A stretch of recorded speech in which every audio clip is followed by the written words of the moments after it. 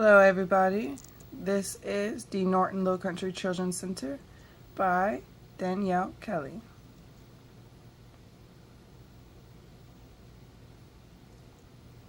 First I'm going to talk about the history behind the organization, and it's all started over the rights of children.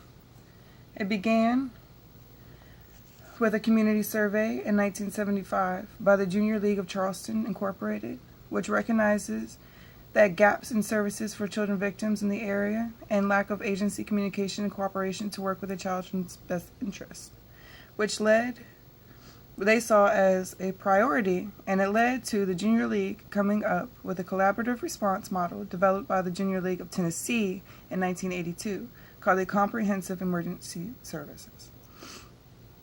Later, in 1985, that effort evolved into a community coordinating organization called Child at Risk. In 1988, the Charleston County Legislative Delegation hired a committee to study how the community responds to child abuse. It identified the need for formal cooperation of children receiving services, recommending establishing a center for them, which led to the founding of the Low Country Children's Center in 1989. They worked very hard for many years, and finally, in 1991 of March, they finally opened their doors.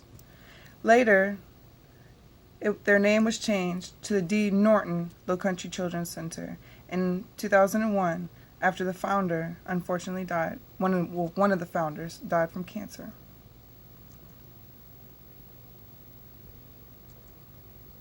This is their mission statement that I got off of the internet, and it says, "Our mission is to keep children safe from abuse and trauma, and when either occurs, to work with our community to bring healing to these children and their families."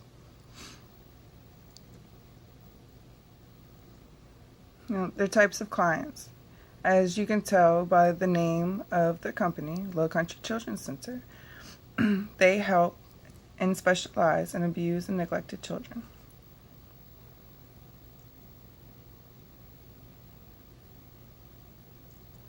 Now, eligibility.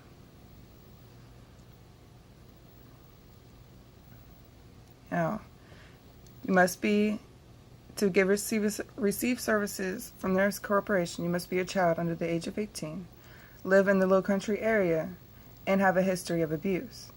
But that doesn't mean that if you don't meet those requirements and you come to them for help, that they wouldn't point you in the right direction and help you get the help that you need.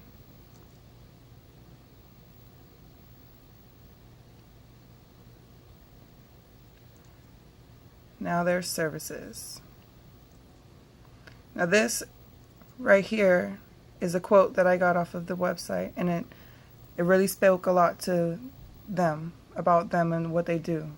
So I decided to put it on here. And it says, the DNLCC believes that all children who have been abused or neglected deserve to have access to medical exams. And I just thought that was really cool. Okay, now forensic interviews. A forensic interview is done by a trained professional to get real facts about what happened to them in a child-friendly manner, making special care not to persuade the conversation in any one direction. Then they also have mental health assessments, which are free of charge, and they're done because of the increased risk of the trauma caused by emotional and behavioral issues. It lasts for about 1.5 to 2 hours, and it's a meeting with a trained specialist. Medical services. They are partnered with MUSC, Department of Child Abuse Pediatrics, and they use board-certified child abuse pediatricians who do medical exams at the center. They are looking for any unaddressed medical issues that need to be addressed at the moment. Then therapy services. They use evidence-based therapy to help the children heal. If the services that the child needs can't be met, they are referred to another program within the community. And parental assessments. Because the parent is the most important factor in the child's well-being, they are evaluated to see how they view things and their mental state. They are also given information about how they can support their child victim who has unfortunately gone through some rough things. Multidisciplinary case coordination, which is when many different professionals from different organizations who are involved in the child's care, they get together to discuss the needs and the plans of their clients to make sure that they don't receive any duplicate treatment, and to make sure that they stay on track, because sometimes things change and they have to keep up with what the client needs. And advocacy. They meet with the parents to help them understand any legal activities and to help them get connected with any outside sources they may need. So they're pretty much there for the legal side. Okay. And their fee schedule.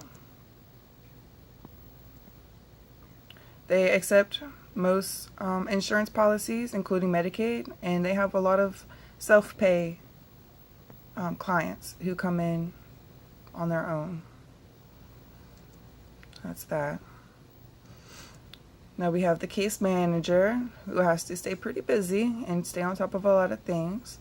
She has to, or he has to, make sure the child goes through the services provided by the DNLCC, which is all the things that we just talked about on the last slide, or the slide before. They also connect the family to outside services if they need any. They meet with the doctors and other professionals to make sure the child's needs are met. And they make sure the child is getting the care and attention they need without duplicating the treatment. So they pretty much just make sure that every need that the child has is met without a doubt. And they also do follow-ups to make sure that they're staying on track.